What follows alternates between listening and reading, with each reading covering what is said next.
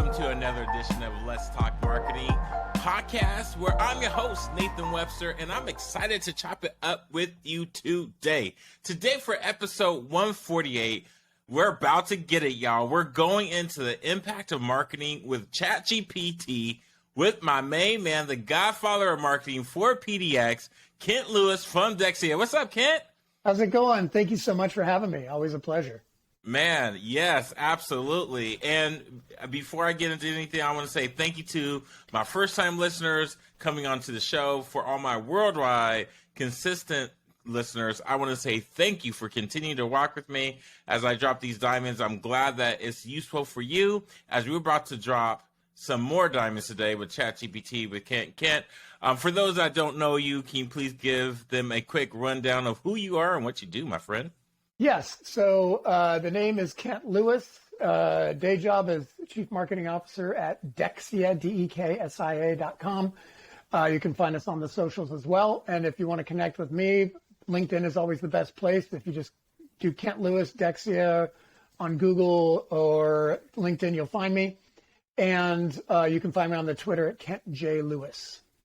Perfect. Okay, so for those that are just like, okay, finally, Nathan, we're finally talking about this ChatGPT, and I got to say ChatGPT 2 is out, and that's probably the one when it comes to the open AI you've been using. I know the ChatGPT 4 is out, Kent, so Kent already wrote an article. I'm going to put it in the show notes, but Kent, let's get into this, man. This has been scaring a lot of people right now. Yeah, so just for a little context, the background is ChatGPT, which stands for Generative Pre-trained Transformer, and not the cool cartoons I used to watch as a kid, is a chatbot. It's an artificial intelligence generative AI tool developed by OpenAI, as you mentioned, and there are like Elon Musk, Microsoft, there are a lot of investors involved in ChatGPT is the tool that OpenAI developed.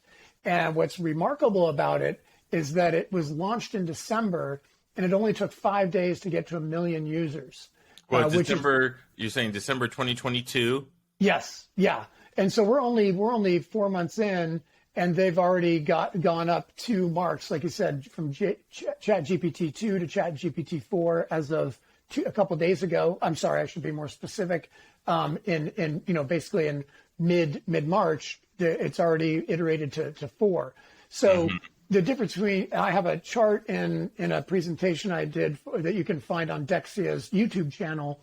I did just a detailed webinar, but this will be more of a high level discussion. But, it's just basically a conversational tool. You can use something called prompts to, sentences or commands like old school programming language, but everyday style. Yeah. And you can create all kinds of crazy stuff.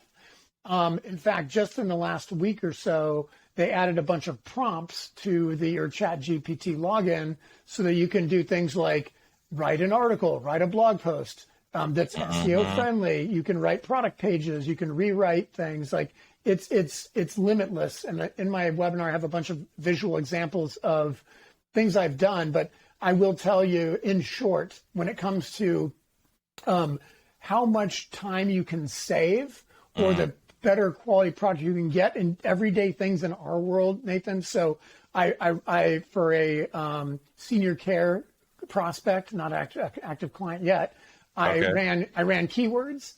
So it pulled keywords out for, elder care, senior care. Then I had it organize them into categories and groupings.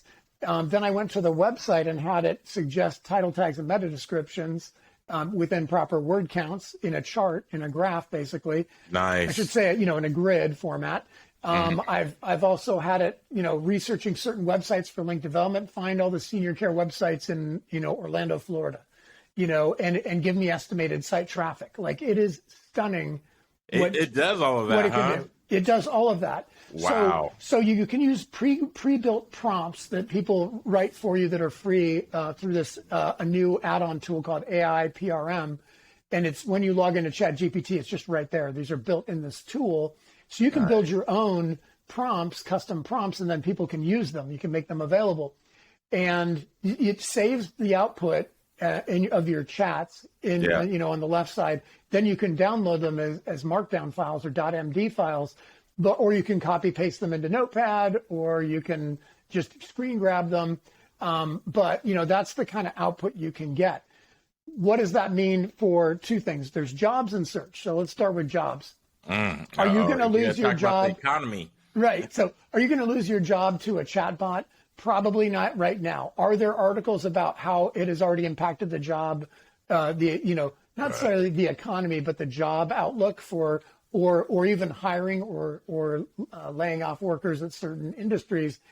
That is starting to happen. But ChatGPT, there are a lot of limitations we'll talk about in just a second that protect most knowledge workers in a certain way, levels of creativity, levels of complex problem solving. But the new ChatGPT-4 has passed really difficult master sommelier quizzes. They've passed the bar exam. Right. That's so crazy. It's getting smarter and smarter. God forbid I would rather work with a chatbot than a lawyer. But be that as it may, the short answer on job security is people that embrace and use ChatGPT will have a job. Those that do not probably may be in danger. Right. So that's the number one is you worry about your job if you watch the movie Hidden Figures about the human computers that took men to the moon. Happened to be almost entirely African-American women that were the human computers. And then when they were allegedly replaced by IBM mainframe computers, instead they smartly learned the mainframes because somebody had to manage those mainframe computers. Back then they were very finicky and needed a lot of support. So every single one of those, spider, every one of those, just walking across my desk. Every single one of them ended up with a job managing the computers that they were displaced by. So that's where I find ChatGPT could be. There's going to be a whole new burgeoning industry of ways to make ChatGPT more effective. Okay, so the next stage is search. How is that impacting search? Well, it's Google's first foray into chat with Bard was kind of had some hiccups, and it was a major PR black eye, impacted their stock. And then there's Bing, Microsoft's Bing search engine incorporated actually ChatGPT, and it was a much bigger success, got them a bunch of press. People, consider Bing the underdog. They're like 6% market share or less. This was big for them. They gained a little bit of market share through this whole process. DuckDuckGo, the private search engine, it's all about privacy. They have their own chat-powered search tool called Duck Assist. And Bing is going to potentially replace their answers feature in search with chat. Bottom line, though, is chat-style search is going to likely cost Google and Microsoft a 10x increase or equivocal of a 10x decrease in revenue because how do you build advertising within chat? So they're playing with that furiously, trying to figure that out. So search is being disrupted for sure. As an SEO person, you're still going to have to do, people will still be using Google for years. There's a long timeline. And then it's embracing chat and figuring out how to make things better. I think it should save so much time. It should bring costs down for a lot of the research and management of SEO, also for paid. So there may be, we can still manage margins and decrease costs as service providers in this space. So that's where I think it's going to go. It's going to change almost everything about what we do. The spider's not making me happy. Spider. So as you're killing the spider or replacing it in its hole, I know sometimes that he doesn't need much. When it comes to Chat GPT, especially from content generation to there's so much into generating from marketing plans, business plans, content, social media. You're starting to see how social media might be getting a ChatGPT style content generator to automate it for you, which there's already some stuff out there. How do you see this impacting, or let me rephrase that, because I know someone's looking for a hack.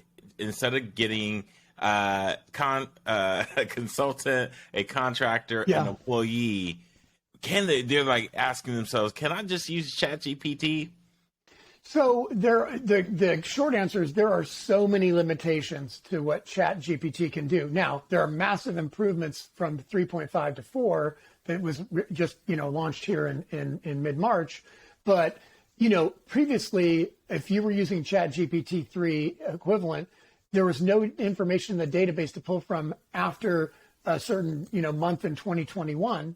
So when I was asking ChatGPT to give me a chart comparing to ChatGPT 1 through 4, it had TBD on all the 4 because it knew it was going to come, but the database didn't have any information on it. ChatGPT 4 now can give you a great comparison chart. I just haven't done that yet because it's been like a day or two. So the limitations, it still is going to continue. Even 4 is going to represent incorrect information, including lies and disinformation as fact. If you, the ultimate test is have it run a biography for you, a 500 to 800 word biography. Kent Lewis was CMO at Dexia, and it will include a few nuggets that just aren't true from a similar Kent Lewis or from some other erroneous information that is correct in some context, but not in terms of my bio, right? So number one, what that reminds us is just in terms of accuracy of that information, you can't take it all at face value. You need a human to go through and correct it, to verify, to fact check. Number two is AI is written in a certain voice. Even though 4 is exponentially more, you can change the tone, you can change the language, you can do that with 3, but it's going to be even more conversationally, you can make it formal, informal, but it still sounds robotic-ish. And sometimes it makes no sense depending on the questions you ask. It doesn't understand, tricky puns and riddles, although that's just a matter of time. But it just means that there used to be garbage content spun by SEO hacks, right? Yeah. And now it's just gotten good. Right. And then with 4, it's going to great, but it still doesn't replace the human consistency of brand voice, the accuracy, the flow. And so what I see happening is for SEO copywriting types, you've got the need to create consistent voice, create consistent, accurate information, and then optimize in a certain way. But really change enough of the content so that any sniffing tools don't flag it as blatant AI content. And so for the SEOers, that's more important. But it should also pass the human eye test. Does this read right? Does it sound right? So there's always that. But one quick mention is there is the design community, right? So Midjourney and other tools, DALL-E, are creating mashup images and designs based on all the images out there. So a problem there is there are copyright, trademark, and importantly, compensation issues. These artists are putting their stuff out there and they're not getting compensated. So there will be some solves for that in the near future here. The other thing that the tool really lacks is a complete unbias. There's an inherent bias when humans make things. So the database is biased, the algorithm is biased. So those things will get slowly weeded out with, the DEI lens and et cetera, and just purely nefarious content being factored in, still needing to get removed out. And right now, it still doesn't understand what it's saying. Like, it doesn't understand its own output because it's not sentient yet. So once it is, then it takes over and you get the whole Terminator thing. That's fine. So that's my answer to that is graphic designers can use it for inspiration. Should they use it to replace designs or use it whole cloth? No. Should the creative community be worried about pushing for proper citations? And Adobe and others have put this tool together, this kind of watermark thing, so you can see kind of like a blockchain idea of like who's touched this image, who created it, where are the sources. They're working on these kind of solves right now. But right now, there's no real something in place to compensate the artists or the original content creators, which is, I think, a particularly problem for the design community. Yeah. Now, you said something in your article, which is all great. Thanks for answering those things, because, when we talk about SEO or putting out any sort of content for ads, content creation is all important to know and everything else. And you mentioned the inspiration about research for any of that stuff. And one of the biggest things that I think what most folks don't understand about marketing is there's a lot of research. And you talk about that data analysis, creating I would say more of that research.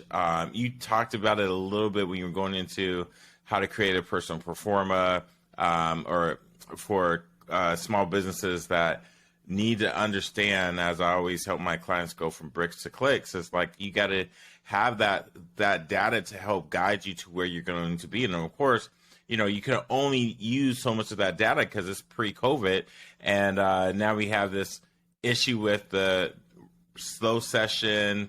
Now with SVB, the data is going to not be that accurate. So I know you were mentioning just a little bit before how you can use this for research.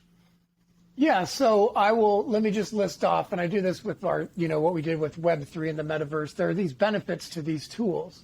And so there are about 7 primary buckets under which I consider GPT being able to benefit marketers. Yeah. And you really land on the first one, which is research and inspiration.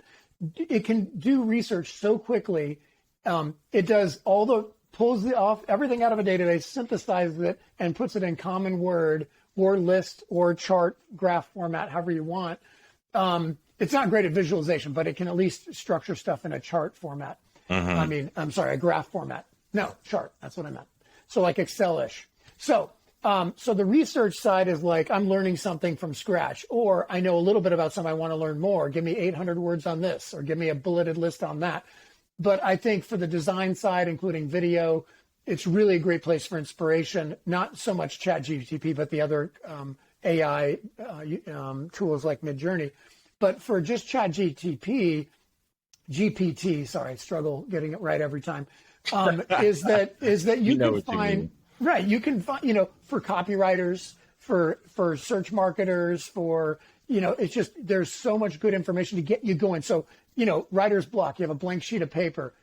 ChatGPT gets rid of that, right? Because you can just start, and then you can edit, expand, compress, reorganize, restructure, resynthesize. So that's number one, is research. Number 2 is the content marketing part, which is actually creating the core content that you then highly edit, I hope. Yeah, please don't copy and paste. Right. Let's not do that. And then website optimization, obviously, and I can go into more detail on all these. I'll just do the short list. Anything related to what we call search engine optimization or site optimization can be done from a content code and credibility standpoint. Data analysis and reporting. So it doesn't matter how big the database is so much, or current it is so much, as it understands how to analyze data and synthesize it, one of the powerful components of AI. So it can help you create reports. It can help you synthesize reports. It can help you correct reports. It's, so the reporting part of our marketing careers has always been time consuming. It's getting faster and faster, and AI takes it to the next level.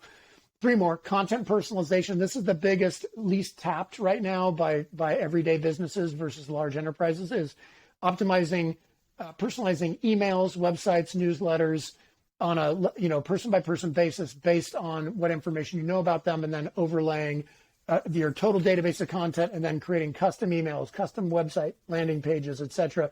That I'm still learning as I go, but I know that that's there, and it's a huge potential.